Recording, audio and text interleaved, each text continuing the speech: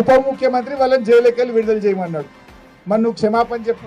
రేవంత్ రెడ్డి నీ ఉప ముఖ్యమంత్రే చెప్పిండు, నువ్వు ఆ పిల్లల మీద అక్రమంగా కేసు పెట్టినావు, ఆ పిల్లలను అక్రమంగా జైల్లో పెట్టినావు, ఇది తప్పు అని నీ ఉప ముఖ్యమంత్రి కేబినెట్ మిత్రులందరూ కలిసి వాళ్ళని జైలుకి వెళ్ళి విడుదల చేయమన్నాడు. కేసు పెట్టింది నువ్వే కదా రేవంత్ రెడ్డి.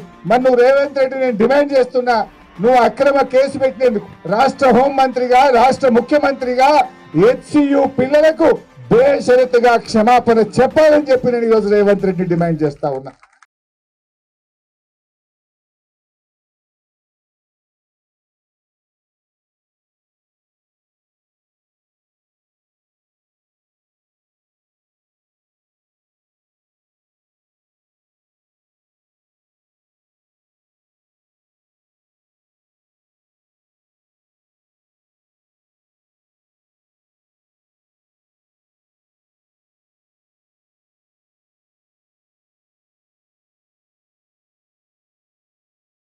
కేసీఆర్ తెలంగాణను నిలబెట్టిండు, కానీ రేవంత్ రెడ్డి తెలంగాణను పడగొట్టిండు.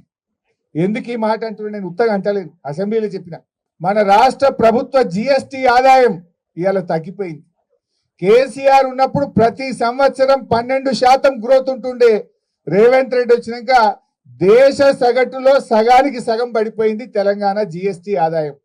భారతదేశం 10% జిఎస్టి గ్రోత్ రేట్ సాధిస్తే తెలంగాణ కేవలం 5% మాత్రమే ఈ సంవత్సరం జిఎస్టిలో గ్రోత్ రేట్ సాధించింది. కేసీఆర్ ఉన్న 10 ఏళ్లలో దేశం కంటే ఎప్పుడు ఎక్కువనే ఉన్నాం తప్ప ఎన్నడూ కూడా తక్కువ లేము. రేవంత్ వచ్చినాక దేశం సగటులో మనం సగానికి సగం పడిపోయినామంటే ఈయన పరిపాలన వైఫల్యం వల్ల తగ్గింది. జిఎస్టి తగ్గింది, స్టాంప్స్ అండ్ రిజిస్ట్రేషన్ తగ్గింది, ఆర్టీఏ ఆదాయం తగ్గింది. అంటే ఏది చూసినా తగ్గుముఖం పట్టింది, తిరోగమనం పట్టింది. కేసీఆర్ తెలంగాణ నిలబెట్టిండు, రేవంత్ రెడ్డి వచ్చిన ఏడాది అర్థంలో తెలంగాణను పడగొట్టిండు. ఇవాళ ఇది కుల్లంకుల్లా ప్రజలకు అర్థమైతా ఉంది. కేసీఆర్ చెట్లు పెడితే రేవంత్ రెడ్డి చెట్లు నరుకుతుండు. పెట్టుడు కేసీఆర్ వంత అయింది, నరకుడు రేవంత్ రెడ్డి వంత అవుతుంది. కనబట్టలేదా?